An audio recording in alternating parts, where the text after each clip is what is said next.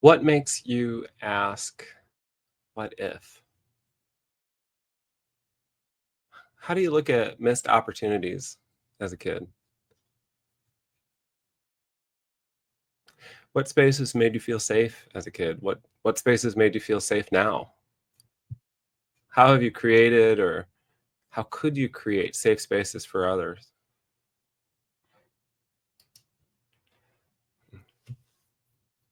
Camp.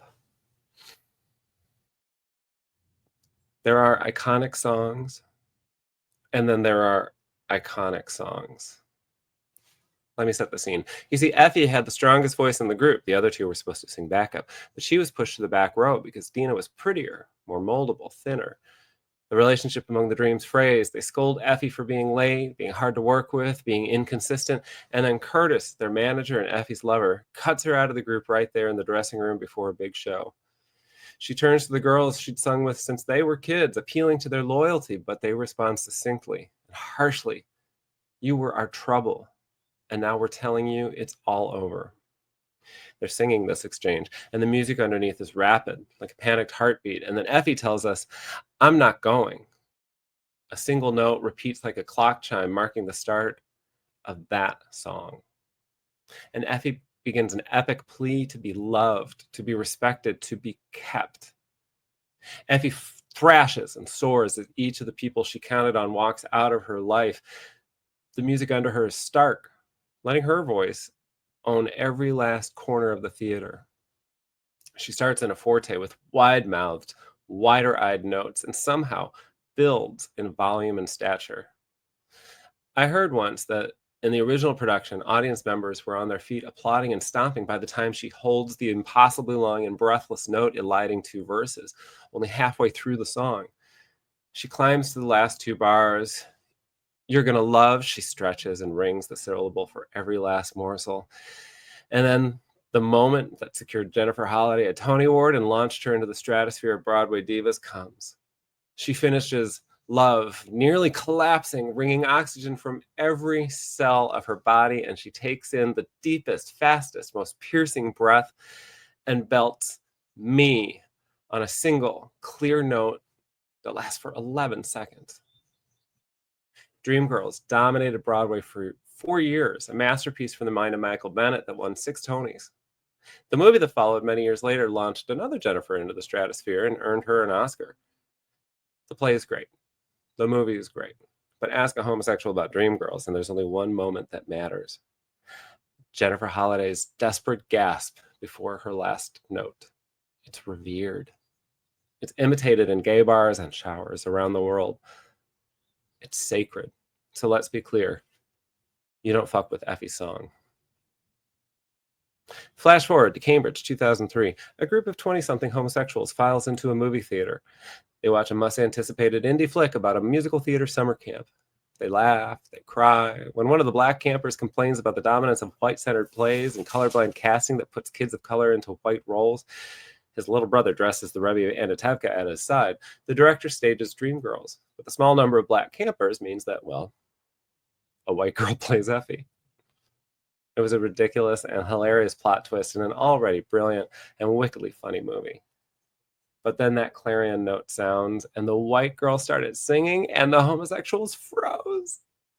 The whole row of them captive, each thinking, is she going to do it? Oh, God, is she going to do it?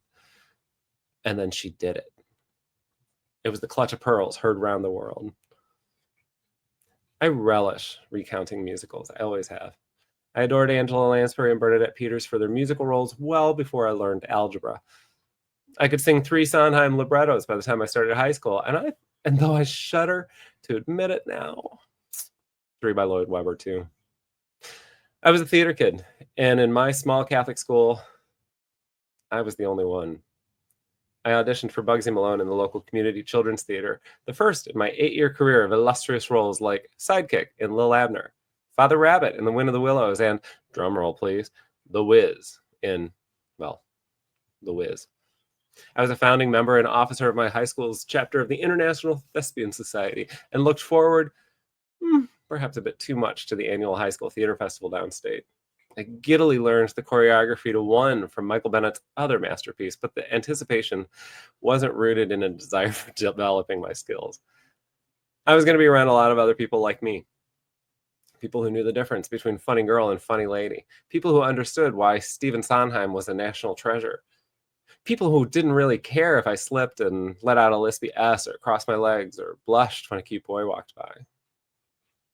Our little drama club, Thespian Society, was a safe space inside my enormous all-boys high school. At the annual theater festival, I heard about summer camps that focused on theater and music, and despite my passionate cries, I asked awkwardly 3 times, my parents wouldn't send me. When camp premiered, I had my chance to see what I'd missed. But when we saw an 11-year-old say to the sports counselor on the bus, "We have sports?" and then turned to join a sing-along of Losing My Mind from Follies, I knew I was witnessing the summer camp of my high school dreams. Camp opens with a dream sequence, a fantasy performance with the cast of campers singing back up to Sasha Allen's warm and vibrant rendition of How Shall I See You Through My Tears.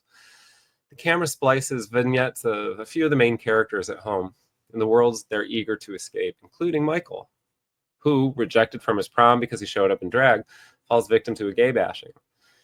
As a group of boys is punching and kicking him, his eyes drift to a happy place, back at camp, surrounded by the other misfits who, at least once a year, gave him space to be himself.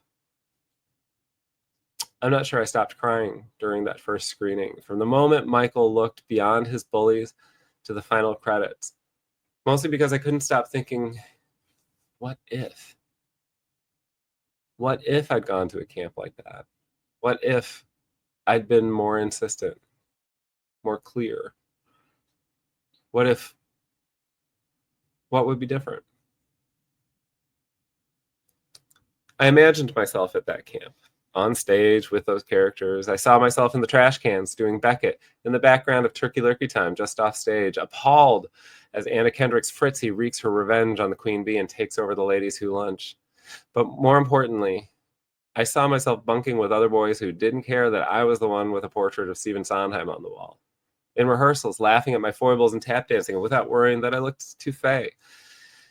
Waking up early and donning drag to surprise Michael for his birthday.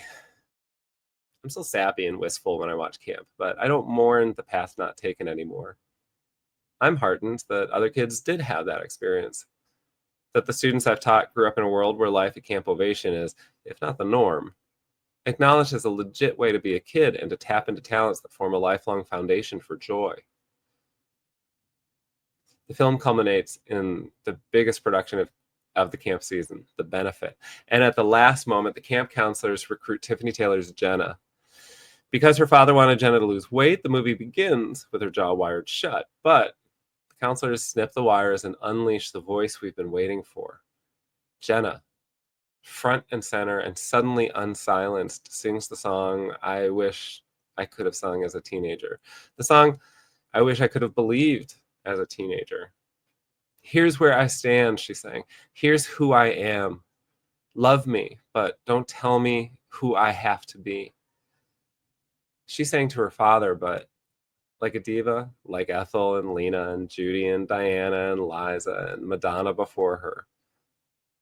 She sang for every kid on that stage. She sang for every kid who wanted to be on that stage. She sang for every one of us who filled the theater that night in 2003.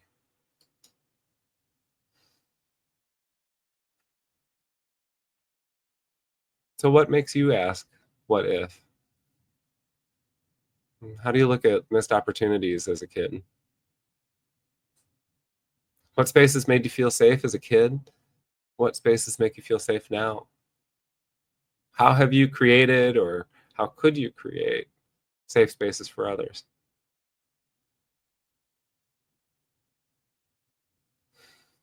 I hope you'll let yourself notice what you're feeling grateful for right now. Um, right now, that word joy that I just read in the last paragraph of my essay.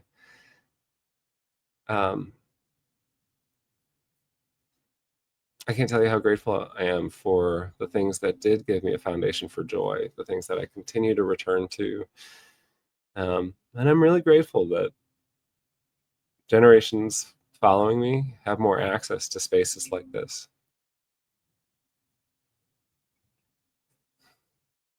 So, what are you grateful for? Anything you want to name? See you next time.